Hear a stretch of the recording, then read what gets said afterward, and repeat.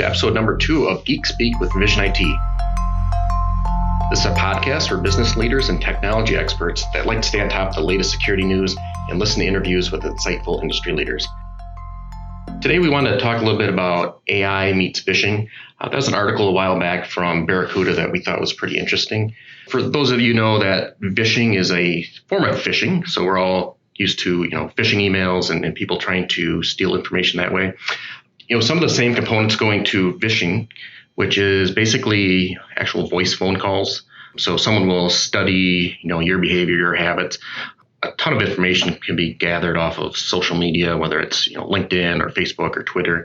And oftentimes these phishers, they have your name, your address, phone number, and then plenty of other information as well. So when they call, they can be pretty convincing, and oftentimes they'll spoof the phone that they're coming in from.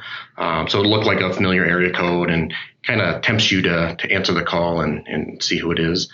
Their whole goal is to gather more information from you, PINs, social security numbers, credit cards, passwords, those types of details that they can then use to, maybe make an attack on your company or your own personal finances.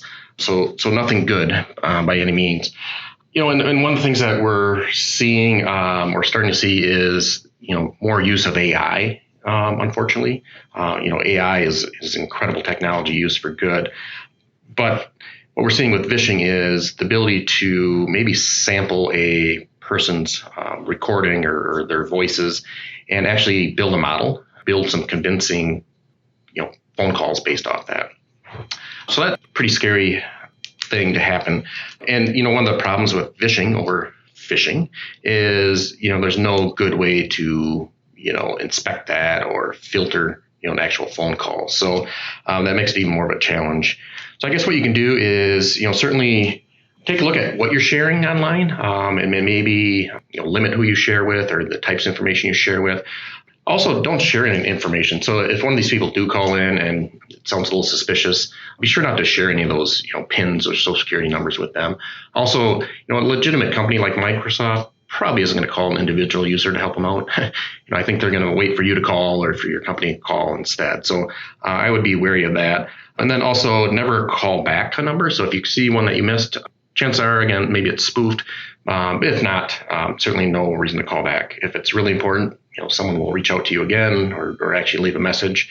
So you can definitely rely on that. And then, one of the last things and most powerful things we can do is enable multi-factor authentication on all of our accounts. So everything we can think of, enable multi-factor. And if you can, certainly use one of those one-time PIN type passwords. There's a lot of apps out there for that. Those are certainly the most secure compared to, just those SMS text messages. If that's the only option, certainly that's better than nothing. But as we all know that, certainly text can be spoofed as well. So just be aware of that. And last, I would just say just education and training, whether that's for yourself or for your family or for your business, your peers, consider, what training's available.